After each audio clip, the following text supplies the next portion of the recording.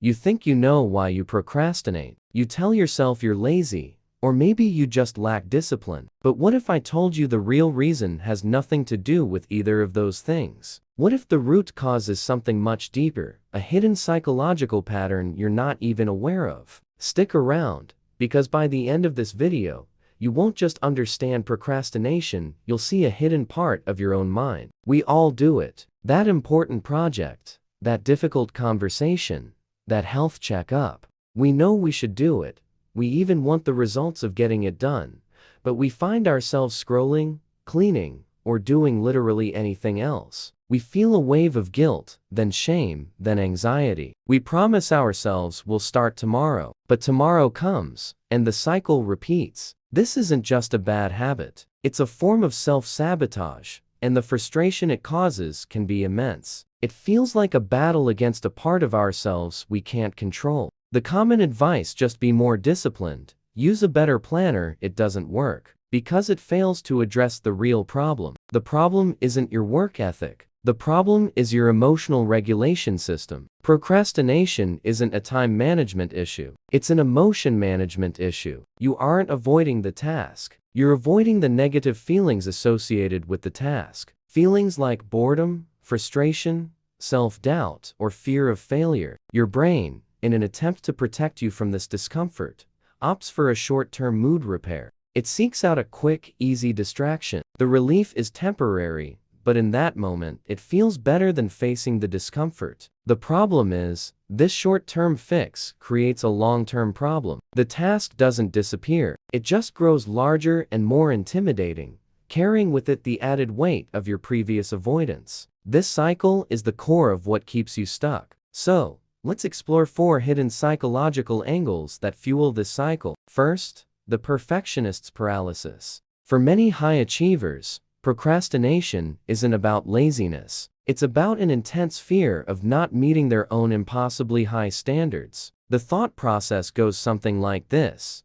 This project has to be perfect. If it's not perfect, it means I'm not good enough. The pressure is immense. The task becomes intertwined with your self-worth. So, what's a safer alternative to producing an imperfect result? Not starting at all. By procrastinating, you protect your ego. As long as you haven't started, you can maintain the fantasy of a perfect outcome. You can tell yourself, if I had enough time, it would have been brilliant. It's a defense mechanism. The delay is not about the task itself, but about protecting the idealized image of your own capabilities. You're not avoiding the work. You're avoiding the potential judgment, mostly from yourself, that comes with a result that is anything less than flawless. This is a subtle but powerful form of self-sabotage, where the desire for perfection leads to zero production. Second, let's talk about the rebel's resistance. This is for anyone who bristles at being told what to do,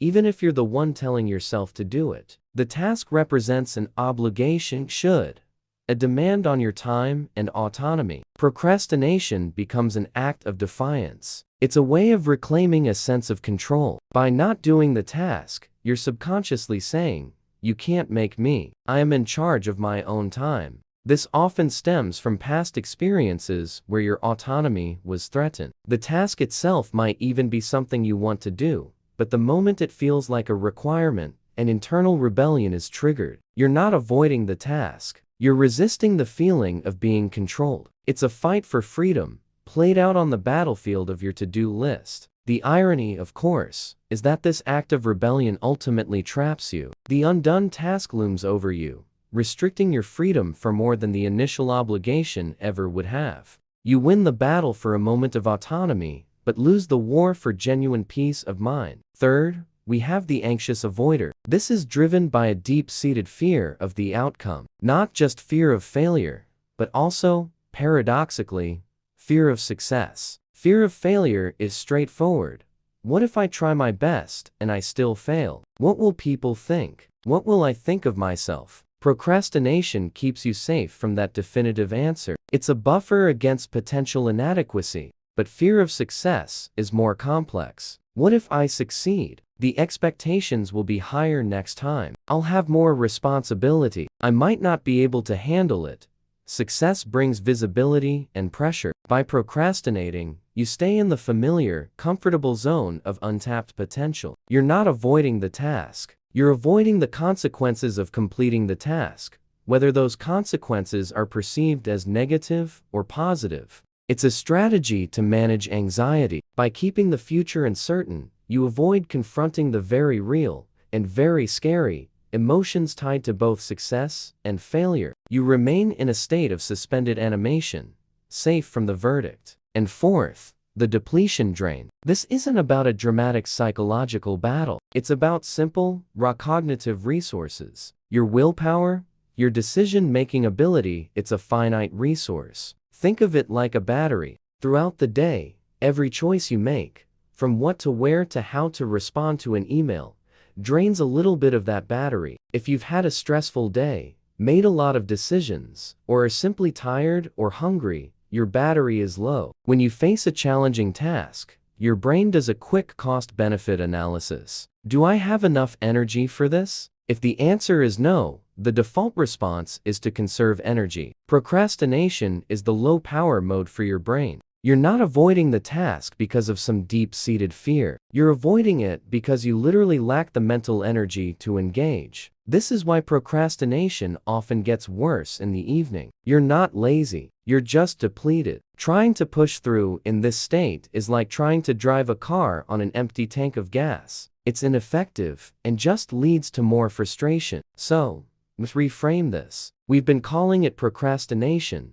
a word loaded with judgment, laziness, and moral failure. Let's stop. Let's call it what it is: emotional avoidance, or protective delay, or an energy conservation signal. The moment you change the label, you change your relationship with the behavior. You are not a procrastinator. You are a person who is using a flawed strategy to cope with difficult emotions or depleted resources. It's not a character flaw. It is a biological and psychological response. Seeing it this way removes the shame, and when you remove the shame, you can finally address the real issue with curiosity instead of criticism. You can start asking, what feeling am I trying to avoid right now? Or, what does my brain need to feel safe enough to start? This shift from judgment to curiosity is the single most important step you can take. So what's the practical takeaway? It's not a complex productivity system. It's this. The next time you find yourself avoiding a task,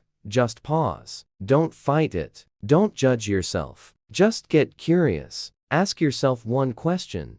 What is the very next action I would take if I were to start? And how can I make it so small, it's almost ridiculous? Not do the whole project, not write the first page, but open the document, or find one source, or in one sentence. The goal isn't to finish the task. The goal is to lower the emotional barrier to entry. By making the first step absurdly small, you bypass your brain's threat detection system. You're not committing to the mountain. You're just taking a single, tiny step. Often, that's all it takes for the momentum to begin. You're teaching your brain that starting doesn't have to be scary. It can be easy. It can be safe. Try it. The next time you feel the pull of procrastination, just identify the smallest possible step. Take it, and see what happens. Thank you for watching. If this resonated with you, consider subscribing for more insights into the psychology of our daily lives.